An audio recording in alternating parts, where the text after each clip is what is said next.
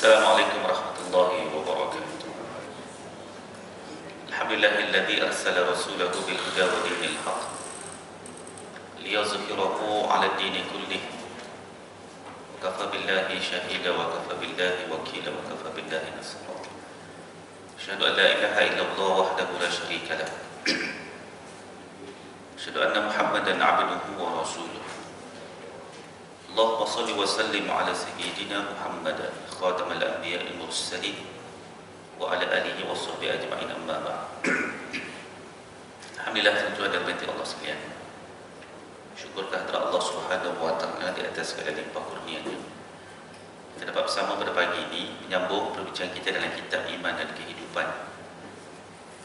Masih lagi dalam bab orang beriman mengetahui rahsia penciptaan alam.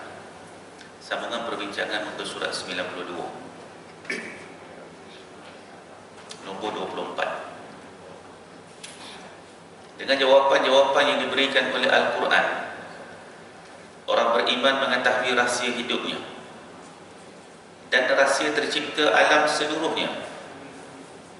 Orang-orang beriman tahu akan Allah ataupun mengenal akan Allah, dan kerananya mereka mengetahui segala bentuk perbuatan baik. Diketahuinya juga bahawa dunia ini adalah kerajaan Allah. Segala yang ada dalam alam ini adalah bekas rahmat Allah. Manusia ini khalifah Allah, diciptakan untuk mengabdikan diri kepada Allah dan memikul amanat Allah. Hidup ini pemberian Allah, dan kematian adalah qadar, yakni ukuran dari Allah.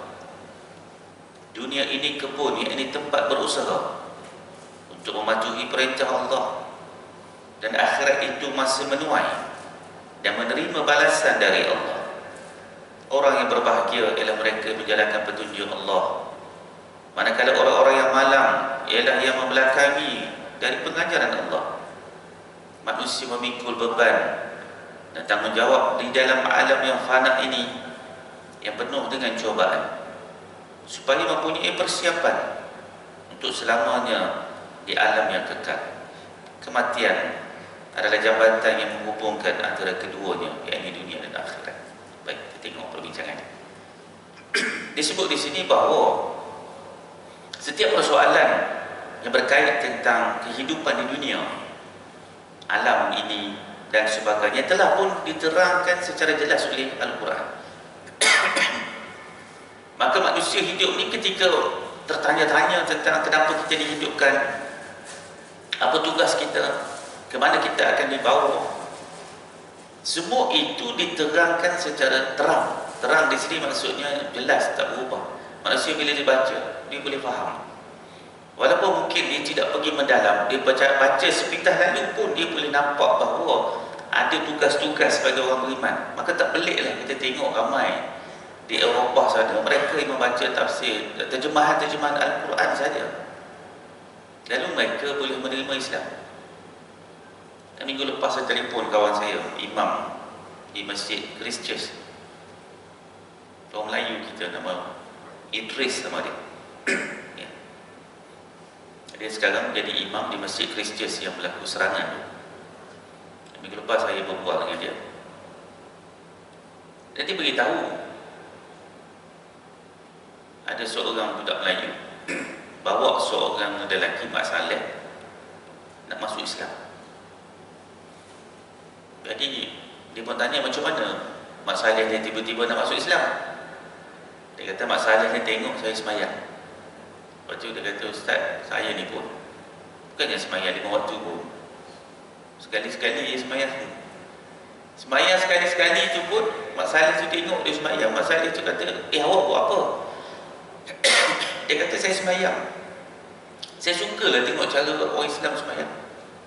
Tengok orang semayang, maka dia kata boleh saya masuk Islam. Dia pun bawa jumpa Imam Idris ni, sahabat saya. Maka disyahadahkan. Imam Idris kata, tengok kau semayang sekali-sekali, Mak Saleh tengok pun Mak Saleh nak masuk Islam. Kalau kau semayang hari-hari, tak berapa ramai orang masuk Islam. Agama kita dia benda mudah. Benda mudah, dia bukan benda susah. Sembahyang ada waktunya, bukan suka-suka. Sembahyang tak ada kaedahnya, bukan boleh pandai-pandai cipta sembahyang. Jadi maknanya dalam kehidupan bertuhan, kita ni tak boleh buat pandai-pandai, tak seperti agama-agama lain. Sebab tu dia kata dalam kehidupan manusia ni beribadat dengan sistem yang ditetapkan oleh Allah Subhanahu Wa Taala, disebut sebagai syariatullah. Baik. Kemudian disebut sini bahawa orang beriman itu mengetahui tentang bagaimana terciptanya alam ini. Alam ini diciptakan oleh siapa? Jadi Quran datang cerita alam ini bukan terjadi dengan sendirinya. Ada Tuhan yang menciptakannya, dan Tuhan itu siapa dia? Zalikumullahu rabbukum. Tuhan itu iaitu Allah, Tuhan kamu. Jadi orang beriman ni dia tak confuse. Kalau dia ada rujukan Al-Quran, dia tak confuse. Apa yang diterangkan oleh Al-Quran itu dia boleh terima dan boleh faham. Tentang alam yang diciptakan oleh Tuhan, alam tu pula Tuhan sebut macam-macam, detail pula dalam Al-Quran.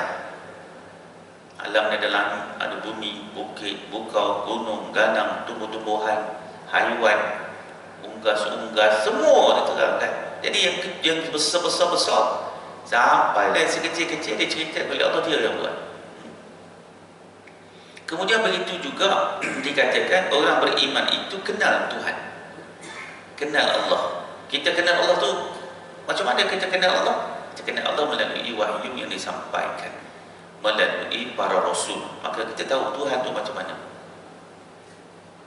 Kita baca Asmaul Husna ataupun nama-nama Allah, kita dapat tahu oh, Tuhan tu Maha Pemurah, Tuhan tu Maha Penerima Taubat, Tuhan itu Maha mengampunkan dosa setinggi mana pun Tuhan pun, asalkan tidak kita mensyirikkan Allah. Jadi kita kenal, maka kita boleh bergantung pada dia. Kita boleh bergantung pada dia sebab dia itu Maha Pemberi rezeki, dia itu Maha menerima taubat. Kita boleh bergantung dia ketika kita berada dalam tekanan, ketika kita berada dalam keadaan stres, kita boleh bergantung kepada Tuhan. Sebab apa? Sebab dia memiliki segala-galanya. Tidaklah seperti kita bergantung dengan manusia. Manusia ni masa dia ada jawatan, kita boleh tumpang-tumpang. Masa dia tak ada jawatan, masa dia banyak duit, bolehlah kita minta-minta. Masa dia tak ada duit, masa dia kuat, bolehlah kita ikut dia. Masa dia pula lemah. Jadi manusia tak boleh, makhluk tak boleh. Tapi dengan Tuhan kita boleh bergantung dengan dia, dengan syarat kita kenal Tuhan tu bagaimana yang diterangkan oleh Allah Subhanahu Wa Taala dalam Al-Quran. Baik, kemudian dalam Quran juga menceritakan tentang amal soleh. Manusia tentulah dia terfikir tentang amal soleh itu macam mana, sebab dia nak berbakti kepada Tuhan. Tapi rupa-rupanya manusia tak boleh berbakti ikut suka dia. Dia berbakti mesti dengan peraturan yang ditetapkan oleh Tuhan tu, yang Allah. Nak buat baik, nak buat baik ada cara dia. Dia tak boleh pandai-pandai kata oh yang ni baik, itu salah. Tak boleh. Sebab apa? Sebab amal soleh tu dia ada ganjaran yang disebut sebagai pahala. Kita nak buat baik, ada kaedah dia. Ya, kita nak sembahyang Jumaat, kita tunggu hari Jumaat. Kita nak bayar zakat, kena tunggu hari raya zakat fitrah. Kita tak boleh nak pandai. Selain daripada itu dia jadi sedekah, dia jadi infak, dia jadi wakaf. Dia tak jadi dah yang seperti mana kita bayar zakat fitrah tu. Dia tak jadi dah seperti kita sembahyang hari Jumaat tu. Tak boleh kita pandai-pandai. Selain pada Jumaat, selain pada Jumaat, waktu tu kena sembahyang 4 rakaat, tak boleh lagi sembahyang 2 rakaat. Hari Jumaat tu saja, pada waktu tu, pada saat yang dikatakan maksudnya waktu zuhur tu, waktu tu saja hari Jumaat kita sembahyang 2 rakaat. Lain tak boleh kata kenapa Jumaat sembahyang 2, kenapa hari Khamis tak boleh sembahyang 2. Itulah peraturan amal soleh ditetapkan oleh Allah. Kita nak berpuasa, ditetapkan puasa tu daripada bermula terbit fajar hingga terbenam matahari. Kita kata tak apalah, saya nak buka puasa pukul 12 malam. Itu bukan ibadat lagi. Itu kita sudah mencipta ibadat. Kita kata tak apalah, saya nak sarapan pagi pukul 8, nanti saya nak puasa. Tak boleh. Tak apalah, saya gantilah, saya buka puasa pukul 9. Sama je jumlah jam saya puasa, 12 jam, 14 jam contohnya.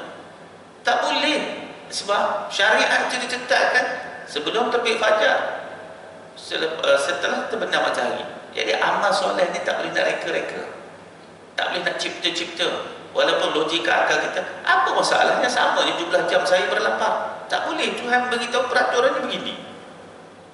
Jadi bila kita nak beribadat, mesti kita faham ibadat itu bagaimana ditetapkan oleh Tuhan, bagaimana diajarkan oleh Rasul. Tak boleh kita pandai-pandai.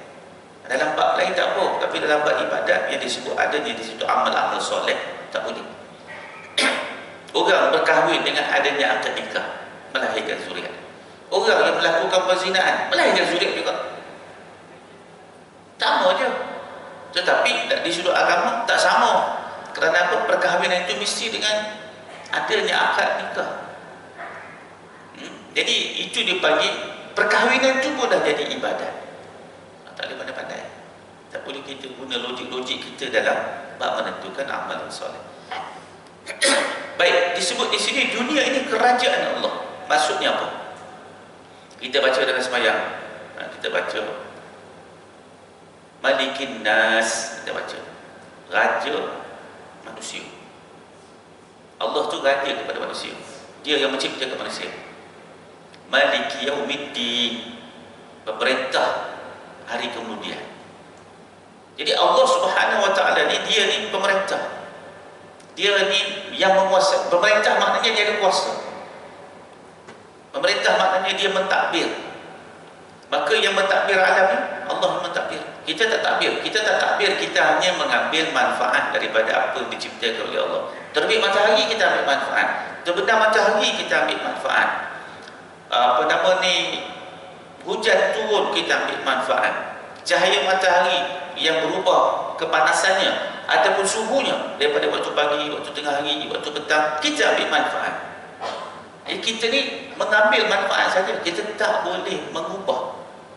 Kita tak boleh mengubah matahari terbit ke berapa. Itu kan kerja kita. Kita tak boleh pandai-pandai nak menentukan air pasang surut di lautan. Bukan kerja kita. Kita tidak boleh menentukan jumlah air hujan yang turun daripada langit. Itu bukan kerja kita.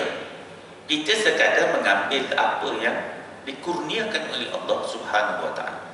Sebab apa? Sebab kita bukan pemerintah. Kita hanya mengambil manfaat daripada apa yang telah dikurniakan oleh Allah Subhanahu wa taala. Maka kerajaan ini siapa punya? Kerajaan ini Allah punya. Allah yang takbir, Allah yang urus. Maka tugas kita minta saja dengan pentadbir itu. Wahai Allah, janganlah terlalu panas sangat. Wahai Allah, hentikanlah hujan ini. Kerana tengok air dah mula naik. Kita minta kepada pentadbir itu. Tapi kita tidak boleh mengawal benda itu. Tak kawal kita. Ya. Negara-negara yang punya kuasa veto yang hebat pun tak boleh kawal juga. Dia tak boleh kontrol. Dia tak ada hak pun. Hebat kaya macam mana pun tak mampu. Sebab itu dialog di antara Nabi Musa AS dengan Fir'aun mudah juga. Bila Fir'aun tanya, siapa Tuhan? Maka Nabi Musa jawab, Tuhan yang menciptakan langit dan bumi dan apa yang ada di antara keduanya. Itulah Tuhan. Maknanya nak bagi tahu Tuhan tu sifatnya bagaimana, kekuasaannya bagaimana. Dia cipta langit, dia cipta bumi, dia takbir. Dia Nabi Musa pula beritahu Tuhan tu macam mana? Dia cipta timur, dia cipta barat. Jadi sesiapa yang mengaku dia Tuhan, tanya dia balik, langit bumi ni dia buat ke? Timur barat ni dia buat ke? Bukan. So macam mana dia boleh claim dia Tuhan? Maka sebab itu dia kata kerajaan ini Allah yang punya. Segala yang ada dalam alam ni bekas rahmat Allah. Tuhan cipta alam ini bukan cipta saja-saja. Dia cipta tu ada di situ rahmat dan belah ihsan Tuhan kepada alam yang dia cipta. Haiwan dapat makan, kita dapat hidup. Kita menghirup udara, dia tak kena bayar. Ada dia kena bayar. Maka dia bagi itu rahmat Allah. Bayangkan kalau kita kena bayar, kacau. Jenuh kita tu. Kita boleh makan daripada tumbuh-tumbuhan, daripada haiwan, kita boleh makan. Begitu juga haiwan-haiwan pun ada makannya dia. Maka alam ini Tuhan cipta adanya rahmat, turunnya belah ihsan, turunnya kasih sayang Tuhan. Maka sebab itu kita ini disuruh bersyukur dengan rahmat Tuhan. Tugas kita senang dia, iaitu apa yang kita dapat kita syukur. Bukan susah sangat. Itu pun susah nak buat. Maka tanda-tanda syukur itu bagaimana pula? Tanda-tanda syukur iaitu melaksanakan perintah-perintah Allah. Itu ya, bukan payahnya pun. Tugas kita bersyukur dengan melaksanakan perintahnya. Perintah pun bukan banyak sangat.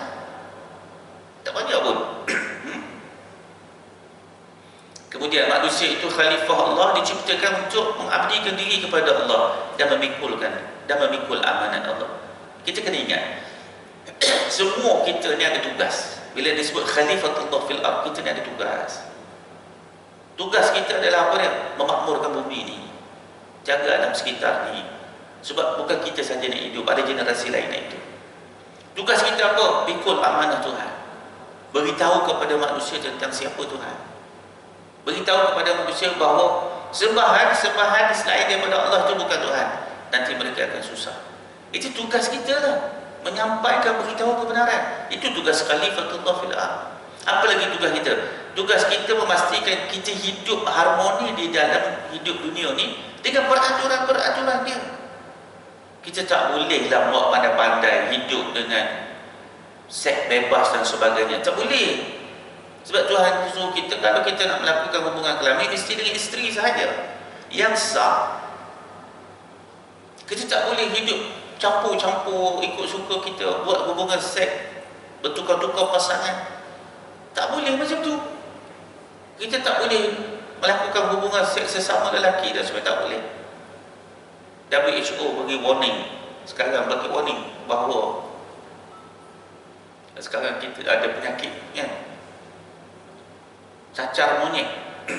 Yang mana cacar monyet ini berjangkit lebih cepat pada lelaki yang melakukan hubungan dengan lelaki. Sampai WHO buat rayuan, tolonglah kepada pasangan-pasangan gay, jangan buat hubungan seks, kerana cacar monyet ini dia merebak cepat. Itu warning daripada WHO 2 minggu lepas. Sebab di Eropah dia mula merebak. Kita tak pelik, kita orang Islam tak perlu pun kepada amaran tu. Sebab apa? Kita tak buat apa dia tu. Kita hidup dengan sistem yang Tuhan buat. Tengok, penyakit tu datang bertimpa-timpa macam-macam. Sebab manusia tak hidup dengan sistem yang Tuhan buat. Dia buat sistem dia sendiri, berlaku kerosakan. Jadi tugas kita menjadi khalifatullah fil ard, ikut perintah Tuhan. Hidup dengan macam tu harmoni, dia akan harmoni. Perkahwinan itu bukan sekadar menghalalkan sesuatu yang diharamkan sebelum ini. Perkahwinan juga adalah pembinaan institusi di rumah tangga. Situ ada cabaran-cabarannya. Suami kena memberi nafkah, isteri mendidik anak-anak. Itu bukan satu tugas yang kecil. Itu bukan satu tugas yang mudah. Tapi sistem perkahwinan macam tu. Ada responsibility, ada kasih sayang. Maka khalifatullah fil ard yang kita faham dalam konteks kita sebagai individu Muslim, kita kena lihat itu ada tugas dan beritahu orang siapa Tuhan. Ya, beritahu Allah itu sifatnya bagaimana, supaya manusia tak salah faham tentang Tuhan. Supaya manusia tidak menyalahkan apa yang berlaku itu kepada Tuhan. Banyak orang tuan-tuan, dia berlaku sesuatu, dia salahkan Tuhan. Kenapa Tuhan cipta aku macam ni? Kenapa Tuhan aturkan perjalanan aku macam ni? Kenapa begini, kenapa begitu? Dia menyalahkan Tuhan. Pada hari Isnin yang lepas kan, saya berceramah di penjara Marang, Terengganu. Dikumpulkan 200 banduan. Sepanjang saya duduk kursi penjara ni, inilah penjara yang mengumpul paling ramai banduan, 200 banduan. Yang mana kategori bantuan yang dikumpulkan pada saya ada banyak kategori. Ada baru masuk 5 bulan, jadi duduk baru masuk 5 bulan, dia duduk depan pakai baju merah. Dan kita dapat lihat pada wajah dia ketat, dia masih lagi dalam trauma. 5 bulan tu dia masih belum lagi boleh menyesuaikan diri dalam kehidupan di dalam penjara. Tengok muka dia ketat, kita boleh nampak dia tak tenteram. Saya pun tanya, berapa bulan duduk sini? Dia kata baru 5 bulan. Ada yang baju biru. Baju biru ni dah lama. Dan yang duduk sebelah kiri saya tu ada 2 orang tua. Saya tanya, pakcik umur berapa? 77 tahun. Tanya lesong pakcik umur berapa? 71 tahun. Tua-tua duduk dalam penjara. Dah lama dia pakai baju biru, warna macam warna langsir kita ni. Dan bila saya bercakap dengan banduan-banduan itu, ceramah dengan mereka tentang hijrah, saya beritahu kepada mereka bahawa kita tak boleh sangka baik dengan Tuhan. Tuhan masih sayang kamu semua itu. Mereka berbelit macam mana Tuhan sayang tapi dia duduk dalam penjara.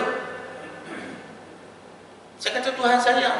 Cuba tengok sebelum keluar duduk, sebelum masuk penjara ni semayang tak sini? Tak ada surah, semayang tak? Semayang tak? Semayang tak? Semua. Boleh kata semua tak semayang. Sekarang duduk dalam penjara semayang tak? Semayang. Apa tu lah duduk dalam ni? Ada orang pakai gelak ramai-ramai. Kalau Tuhan tak sayang, kata kamu buat jenayah tu, dia lampau mati dah kat luar kereta dengan lori. Dibahap binatang buas.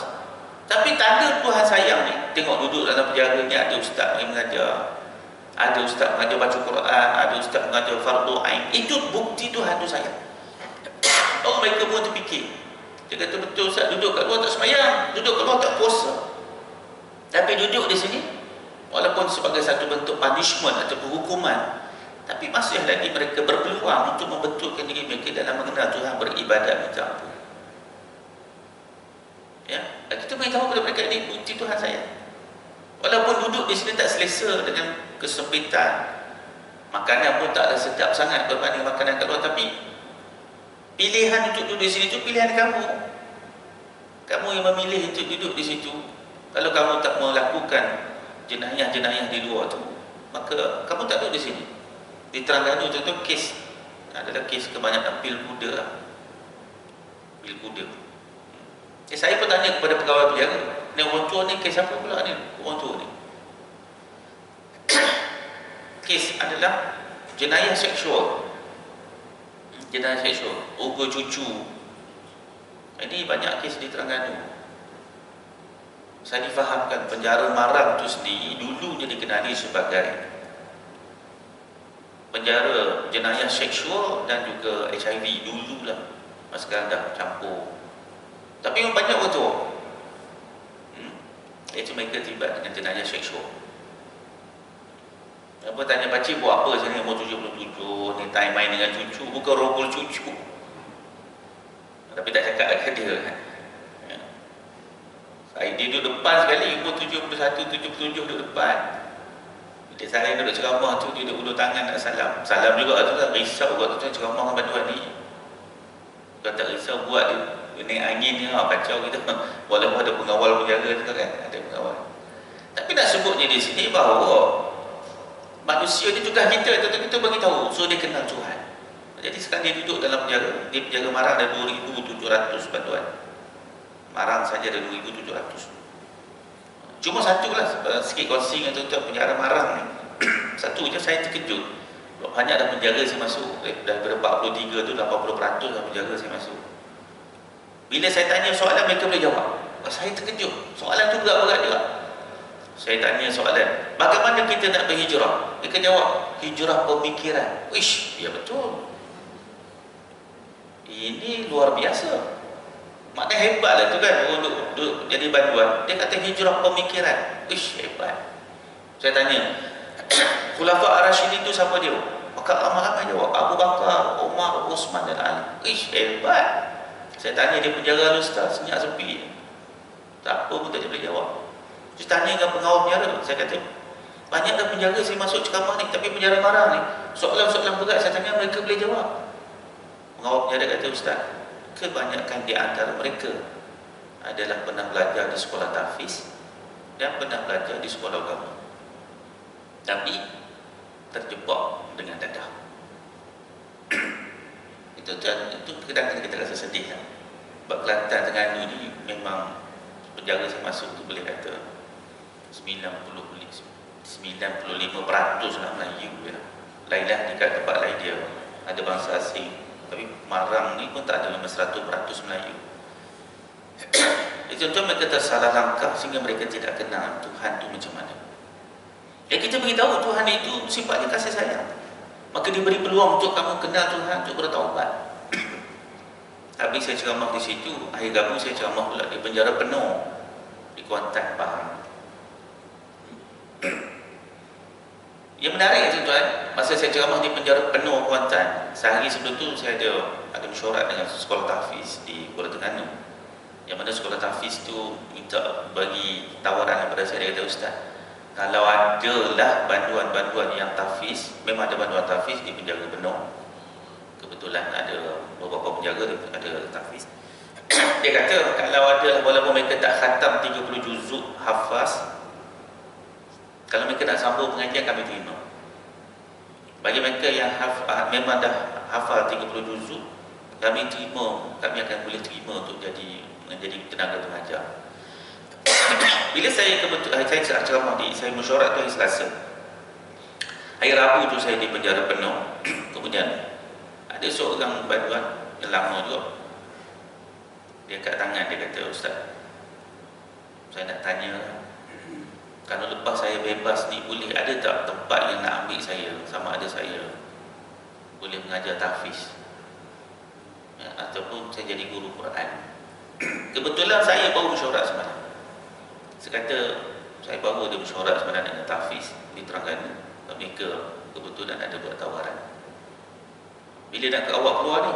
20.35, lambat lagi. Saya mati dulu aku masa tu. Tapi nak cerita, dia ada azab.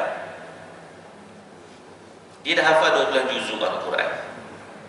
InsyaAllah dia boleh, di logiknya kalau dia betul-betul 30 juzuk dalam tangan, insyaAllah. Sebab sekarang pun dah 12 juzuk, kan? Jadi saya nak sebut tu, mereka tu terlibat dengan kesalahan-kesalahan yang ialah di usia muda mereka tersilap langkah sikit lah. Bila dia sambung bersenjata, dia namalah dulu lah tu. Kalau dia datang, saya tak, kalau dia sambung dengan bersenjata ni, bawa lebih 10 tahun. Tapi lah nyamun umur 20, 22, sekarang dah duduk pun dah lebih kurang, lebih pada 5 tahun dah, ya, lebih 5 tahun, 6 tahun dah duduk. Kita baru tahu lah tentang itu Allah itu sifat dia, ada kasih sayang, ada peluang. Dia dapat baca Quran, belajar tahfiz, bagus. Budak tu kan bagus, boleh jadi imam, bagus. Tapi itulah dia duduk dalam tembok batu tu lah, ya. Tapi dia berubah lah dengan cara macam tu. Baik, hidup ini kurniaan Allah, manakala mati itu kadar yang ditentukan oleh Allah. Kita hidup ni Allah yang tentukan. Allah yang tentukan kita hidup ni sampai bila. Bukan mak bapak kita tentukan. Kita duduk hidup di dunia ni, bukan mak bapak kita tentu, bukan majikan kita tentu. Yang tentukan Allah tentu, ya. Kalau tuan-tuan baca tulisan saya, Salahuddin Al-Ayyubi, 2 hari lepas saya tulis. Salahuddin Al-Ayyubi, tuan-tuan, dia sakit 2 bulan setengah. Dia sakit 2 bulan setengah. Dia sakit tu sebab dia memang tak duduk diam. Masa nak lawan dengan tentera-tentera salib ni, dia tak duduk diam. Jadi pada cuaca sejuk, zaman dulu tu cuaca sejuk, kawasan terbuka, pasang kemah, dia duduk keluar masuk, pergi Aleppo, pergi Mosul, pergi sana, pergi sini. Ramai tentera dia sakit, dia masih bertahan lagi. Lama-lama akhirnya dia berpecundang. Sakit dia itu, iaitu dia mengalami demam yang panas. Demam okey, beberapa hari demam balik, demam okey 4 hari balik. Dipanggil para tabib ataupun doktor-doktor datang merawat Salahuddin Al-Ayyubi. Mereka kata, dalam banyak tulisan yang saya baca, banyak buku saya baca, sama ada tulisan daripada Arab ataupun daripada penulis-penulis Arab seperti Ibnu Asir, seperti Bahauddin, seperti Imanuddin. Ada juga tulisan-tulisan daripada Barat seperti John dan sebagainya, John Mann dan sebagainya. Mereka kata apa? Mereka kata Salahuddin itu, dia tu dah lembik lah, tak boleh duduk atas kuda lah. Lalu dipanggil para tabib semua, rawat tak baik, dibawa ke Aleppo. Mereka kata kita bawa pergi Aleppo sebab kat Aleppo ada ramai tabib, ada ramai doktor. Bawa pergi Aleppo, doktor silih berganti merawat dia. Dan akhirnya semua doktor kata apa? Dia kata Salahuddin tidak ada harapan untuk sembuh, dia mungkin akan mati. Penulis-penulis Barat kata apa tuan? Dia kata sekiranya pada waktu itu Salahuddin Al-Ayyubi itu mati, dunia Syam, Palestin dan Mesir akan musnah, kerana tentera-tentera salib dan gabungannya daripada Eropah sedang mara untuk memusnahkan ataupun merampas pemerintahan di Syam dan juga Palestin serta di Mesir. Tapi takdir Allah apa yang berlaku? Takdir Allah dia sihat. Daripada ketika semua tabib mengatakan tak ada harapan dah Salahuddin ni, dia akan mati, kita tak boleh buat apa dah. Tetapi Allah mengatakan belum sampai saat dia mati. Dia sembuh dan terus buat persiapan tentera pergi menghadapi peperangan Hattin ataupun Haittim Itu peperangan yang luar biasa yang mengalahkan sekutu-sekutu tentera-tentera salib. Bayangkan. Sebab apa? Sebab Tuhan boleh tentukan dia mati. Tapi dia uji sampai tahap macam tu. Sakit sampai tak boleh bangkit. Kalau dia mati, kata penulis-penulis barat, habis dah bumi Syam. Habis dah Syria ni, habis dah Palestin, habis Mesir, habis. Tapi Allah mengatakan tak. Dia yang menentukan hidup dan mati manusia. Kadar kematian dia bila Allah yang tentukan. Ya? Maka sebab itu tugas kita mendoakan orang dengan kesembuhan. Itu kerja kita je. Moga-moga Allah sembuhkan dia. Tapi itu pulanglah pada Allah nak menyembuhkan dia. Itu hak Allah. Tugas kita ialah mencari ikhtiar. Baik. Kemudian dunia ni tempat kita usaha. Jadi kena ingat selalu dalam kepala kita, dunia ni kita tugas kita buat amal ya. Itu yang tugas kita, buat amal, cari kebaikan. Iaitu dengan mematuhi perintah Allah. Nak buat amal ni, apa yang susah sangat ni? Orang kata saya nak amal apa Ustaz? Amal itu patuh perintah dia. Apa dia suruh buat, apa dia suruh tinggal. Itu je. Ta'muruna bil ma'ruf wa tanhauna 'anil munkar. Ajak orang buat baik, cegah orang buat maksiat. Mula-mula kita cegah diri kita, lepas tu kita naik second level, iaitu kita ajak orang buat baik, tak ajak orang tinggal maksiat. Itu tugas kita kat dunia. Mati esok tak payah sembahyang, tak payah puasa, tak payah apa semua dah. Manakala akhirat itu tempat kita mengutip hasil. Akhiratlah yang Tuhan akan bagi reward atas apa yang kita buat atas muka dunia ni. Jadi maksudnya kita kena yakin yang kita duk buat ni tak dapat kat dunia tapi dapat kat akhirat. Penat tak? Memanglah penat. Kita buat amal ni sila penat. Terpaksa berjaga malam, terpaksa mengeluarkan duit, terpaksa berkorban. Penat. Tapi jangan lupa ganjarannya besar. Apa dia ganjarannya? Kamu akan masuk dalam syurga. Kamu akan masuk syurga. Tuhan akan bagi kita masuk syurga. Besar ganjaran, besar. Sebab apa? Sebab kita semua tak ada siapa nak masuk neraka. Tak ada siapa nak masuk neraka. Kemudian siapakah orang yang berbahagia? Orang yang berbahagia ialah orang yang ikut perintah Allah. Kalau nak bahagia, ikut perintah Allah. Jangan ikut manusia. Ikut manusia kita tak bahagia. Dapat duit sekejap, akhirnya habis. Seperti banduan-banduan di penjara lah yang saya ceramah hari ni. Saya tanya kenapa kau masuk sini? Sebab nak bahagia sekejap. Ambil pil kuda, lakluk lah sekejap. Habis hilang lakluk buat apa? Saya tanya dia. Dia pun jawab sendiri. Mencuri. Sebab apa? Sebab tak ada kerja. Nak beli benda, nak dapat kebahagiaan sekejap. Okey, sekarang bahagia lah? Tak bahagia. Kenapa tak bahagia? Dah duduk dalam jail. Bahagia apa benda? Makan tak sedap. Duduk bilik sempit. Saya tanya, dah lama dah tak tengok bintang? Lama dah tak tengok bintang Ustaz. Kenapa? Sebab duduk dalam sel mana nampak bintang, tak nampak tengok batu semua. 5 tahun duduk penjara, 5 tahun dah tak pernah tengok bintang. 9 tahun duduk penjara, 9 tahun dah tak pernah sekali pun dapat tengok bintang kat langit. Kita tuan-tuan, bintang ada pun tak nak tengok. Mereka nak tengok pun tak boleh. Sebab duduk dalam sel, mana nampak apa batu semua. Jaring kat depan. Blok tertutup. Tapi saya kata gitulah. Sebab kita memilih kesenangan yang sementara, yang sekejap, kita akan menanggung kesengsaraan yang panjang. Jadi beritahu, tak apalah. Ada di situ hikmah dia. Apa hikmah dia? Hikmahnya boleh belajar semayang, hikmahnya boleh baca Quran, hikmahnya boleh buat ibadat. Itu hikmah dia lah. Kita tengok hikmah juga. Kita tentu bila kita hilang sesuatu, kita kena tengok hikmah apa Tuhan bagi. Dengan hikmah itulah menyebabkan kita boleh menerima takdir yang berlaku ke atas kita. Kalau tidak, tak boleh. Sama lah kita bagi kita meningkat umur tu kan. Tuhan tariklah sikit-sikit nikmat. Tak makan banyak pun tak boleh. Nampak je, wah selera ni sangat. Tapi bila mari makan 1, 2, 3 suap, perut dah tak boleh terima, dah cukup lah. Kadang-kadang orang perempuan duk iklan, kami makan kat restoran ni, dia makan 2, 3 suap je, tapi iklan dekat Facebook macam seolah dia makan hebat tu. Restoran ni mahal, restoran tu. Tengok, mari dia, oh ni tak boleh, saya diabetik. Ni tak boleh makan. Mari ni pula kawan bawa ni, oh saya darah tinggi, tak boleh makan steak. Jadi takkan ambil gambar, simpan memori je lah.